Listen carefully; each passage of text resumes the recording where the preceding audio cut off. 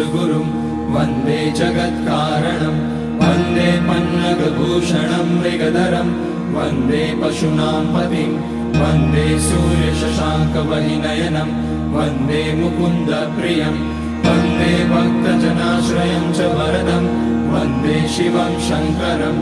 ॐ मृत्युञ्जयाय रुद्राय नीलकण्ठाय शम्भवे अमृतेशाय शर्वाय महादेवाय ते नमः। नमस्तेऽस्तु भगवन् विश्वेश्वराय महादेवाय त्र्यम्बकाय त्रिपुरान्तकाय त्रिकाग्निकालाय कालाग्निरुद्राय नीलकण्ठाय मृत्युञ्जयाय सर्वेश्वराय सदाशिवाय श्रीमान् महादेवाय नमः। ॐ नमः शम्भवाय च मयोभवाय च नमः शङ्कराय च मयस्कराय च नमः शिवाय च शिवतराय च ॐ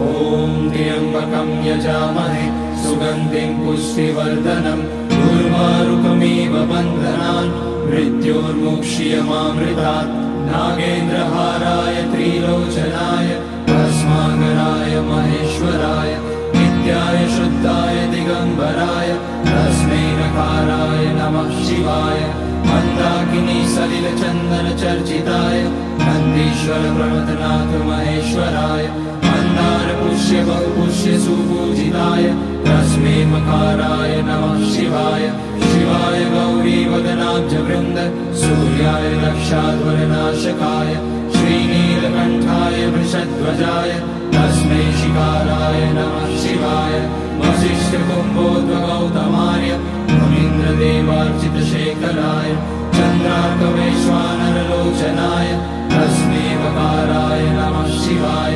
यज्ञस्वरूपाय जटाधराय पिनाकहस्ताय सनातनाय दिव्याय देवाय दिगम्बराय तस्मै यकाराय नमः शिवाय पञ्चाक्षरमिदं पुण्यं यः पठेत शिवसन्निधौ शिवलोकमवाप्नोति शिवेन सह मोदते।